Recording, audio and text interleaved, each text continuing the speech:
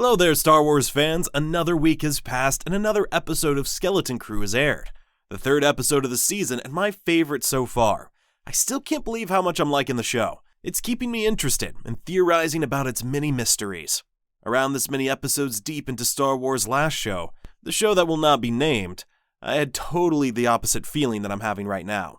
I was already over the show, unhappy with many things, and just no longer interested in the crap we were getting. But for the Skeleton Crew, I'm excited, interested, and eager to see where this goes after episode 3.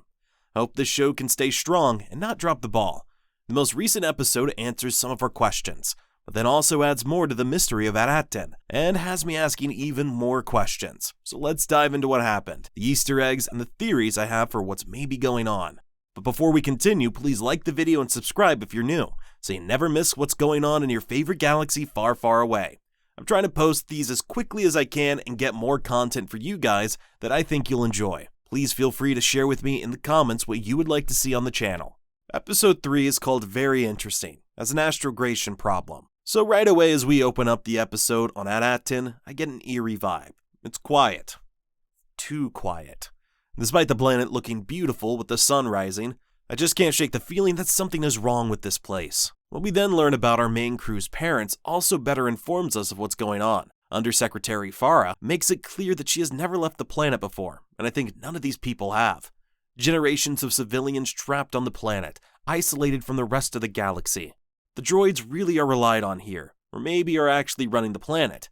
This theory of mine is just further strengthened with the droid from the Secretary office explaining that the parents cannot see the Secretary. Besides informing us that all travel to and off-world through the barrier is illegal, and that since the kids are outside the barrier, there's nothing they can do. Since making contact with the wider galaxy is forbidden, I think that the Secretary might be a droid or some AI system developed from the Old Republic era, or from when the planet decided to be hidden. And I see two main mysteries here.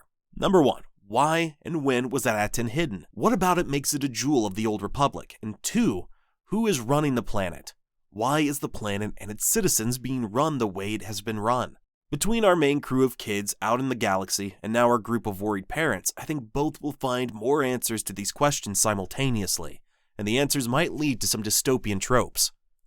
The parents, I think, are going to have their whole world turned upside down when they start to investigate more of the Secretary and what's really going on. I think Farah and Kh'ymm's dad will lead this investigation.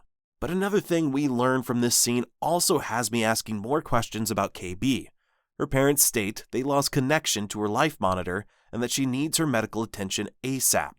So what's wrong with KB? I guess this helps answer the question of why she has this implant. But now the question is, what medical condition does she have? How much longer does she have before something goes wrong? Later in the episode, KB feels cold when they land on the moon. Jod tells her she just needs to start walking. But what if this is a subtle hint that her health is beginning to deteriorate?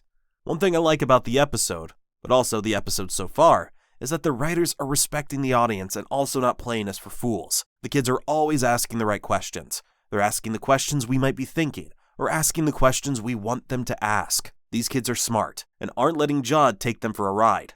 At least everyone but Kh'ymm. They ask him why he didn't just leave beforehand if he could have always gotten the key. Jod states that he had no ship, that's why he didn't escape. Vert and KB really don't trust Jod throughout this episode, and are always making Jod answer the questions that logically should be answered. And Jod's answers are also why I don't think he was ever trained as a true Jedi. He says certain Jedi-like phrases that could pass off as something a Jedi would say. It's honestly corny or cliche, and I think that's the point. These kids don't truly know better. I mean, Kh'ymm eats it all up. I think Jod is very force-sensitive, but never had proper training. I think he might be the son of a Jedi, but was never brought up in the Jedi Order. I talked about it in one of my previous episodes, and I think based on the IMDb cast list, he was the son of Jedi Nina Nawood.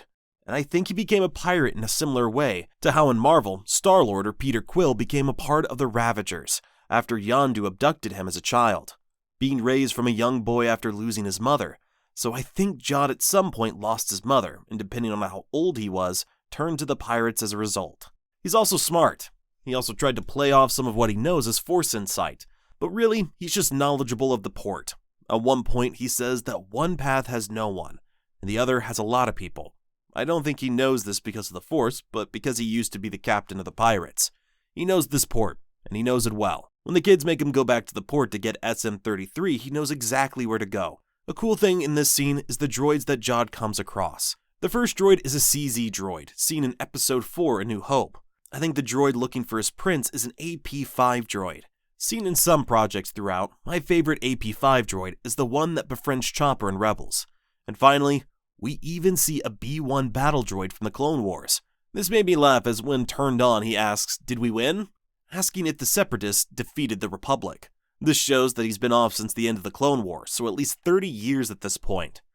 After Jod finds SM-33, he gets confronted by one of his old crewmates, an Ishi Tib.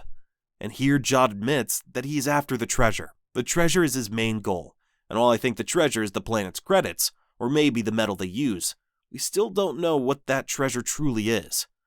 What makes this encounter interesting is that Ishi Tib is voiced by Alfred Molina, the actor who played Doc Ock in the Spider-Man movies. So despite Fern and KB believing Jod is deceiving them, KB understands that they're just kids, and can't do this alone. And since Kh'ymm is so naive, all the kids then agree to let Jod help them get back to At Attin. The crew then makes their escape from the port and ditches the pirates. We definitely will be seeing them again, especially since Captain Brutus puts a bounty on their heads. While in hyperspace, the kids try to piece together the mystery of their homeworld. They have a suspicion that it must have something to do about the great work and with their credits. Something about their currency is what made the pirates go wild, and thus Kh'ymm understands to hide the credits from Jod. Another thing to pick up on in this episode is that SM-33 doesn't trust Jod Nanawood at all either. There is another story detail here that shows that Jod doesn't like droids. He doesn't respect them or trust them.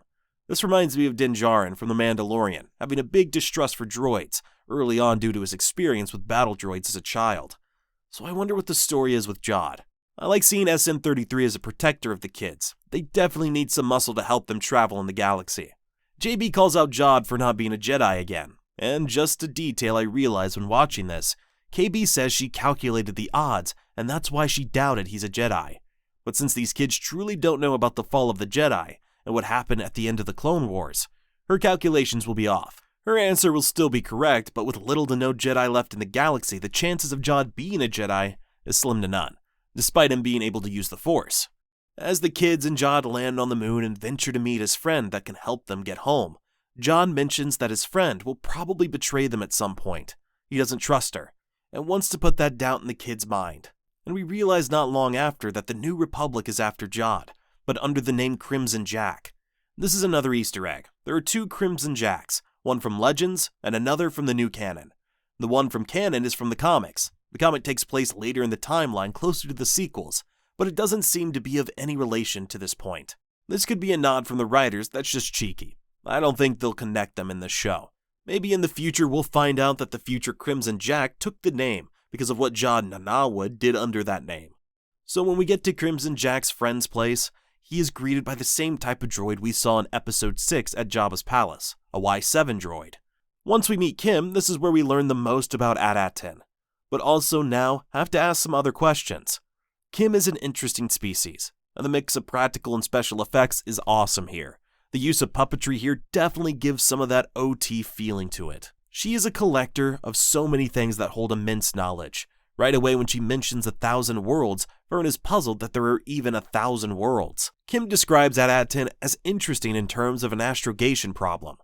Astrogation means navigation in outer space, and this relates directly to the science of safely and reliably traversing space in a starship.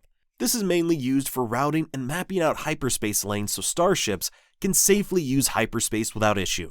So At Attin, being described as an astrogation problem, is just a fancy way of saying that its location is lost, and could indicate danger for those trying to find it in the galaxy. The kids finally learn that their planet was purposefully hidden, and there is no map that leads to it, and that their planet was not alone during the Old Republic. We learn of others, like At Attin, also called the Jewels of the Old Republic, that were hidden for their protection, but all of them were destroyed, except for At Attin.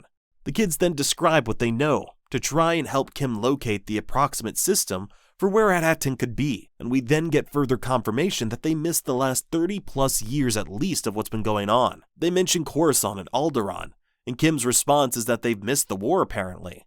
And I love this little line. It's a reference to the wider galaxy and previous stories, but more as a mere cherry on top, and not the whole main focus. It's tie-ins like this that make everything feel well connected and not fan service. we can conclude that the barrier may actually be a nebula or posing as one, and that's how they hide the planet. So, for me, while this answers some of my previous questions and confirms part of my theory about this being cut off for a very long time, maybe since the Old Republic era, we now need to know, how were the other planets destroyed? Why were they destroyed? Who did it? And for me, I really want to know, what does she mean by destroyed? Were the planets destroyed like Alderaan was by a previous weapon that could also blow up planets? Or were they just decimated, like when Revan used the mass shadow generator to end the Mandalorian Wars, which caused a wound in the Force in the Old Republic era? I mean, the possibilities could be numerous for what she means by destroyed. What if they were destroyed by Darth Nihilus, who would drain a planet of its living Force energy? I don't know, guys, but this new bit of information is spouting all these possibilities in my head. I know the show creator and writer-director John Watts said in an interview that the Old Republic is not referencing the era from Legends, but simply the Republic before the Empire. But guys, I'm sorry, I don't believe that in the slightest. I've mentioned some details before, even the subtitles capitalize it as Old Republic with a capital O. And the information Kh'ymm knows about the Jedi and Sith do not match up with the normal citizens of the New Republic would have known or even felt during the High Republic times. To have not just a fondness for the Jedi, but vast information about them is one thing. But to even have knowledge of the Sith when before the prequels they were gone for 1,000 years makes me think At Attin was hidden 1,000 years ago. And this leads me to another question. What did the Jedi know of At Attin? Kh'ymm mentions At Attin is a story told by pirates, those who seek it, and in children's stories. Balon from Ahsoka talked about how Peridia was a story he learned as a Padawan in the Jedi Temple. So with At Attin being a children's story and a place of confirmed realness at one point, I wonder what the Jedi knew about it. Maybe how they played a role in whatever happened. Okay, so back to the end of the episode here. Jack finds out Kh'ymm was stalling and called the New Republic. It was so cool to see some X-Wings again, and overall this was a fun scene. The kids get Jack to admit he's not a Jedi, and I wonder how this will change Kh'ymm's outlook on what's going to happen next. They fight off the New Republic pilots, but it's ironic because if anyone cared about getting the kids home back safely, it would be members of the New Republic government. So while because of Jack, they fight off and escape the New Republic pilots, they're just making this journey harder on themselves. And this confirms to me that Jack was telling his crewmate the truth that he only wants the treasure. If he truly cared for the kids, he would have left them with Kh'ymm. I don't think the coordinates Jack took are going to take them to At Attin, but maybe to one of the other hidden planets. But I guess we'll see, and I'm excited to see what comes next. Well, that's all for today from your favorite galaxy far, far away. What do you think? Did you like the episode? What do you think of my theories on the Old Republic and At Attin? Comment down below and share your thoughts. Please like the video and subscribe to the channel. Thanks for watching, and may the Force be with you always.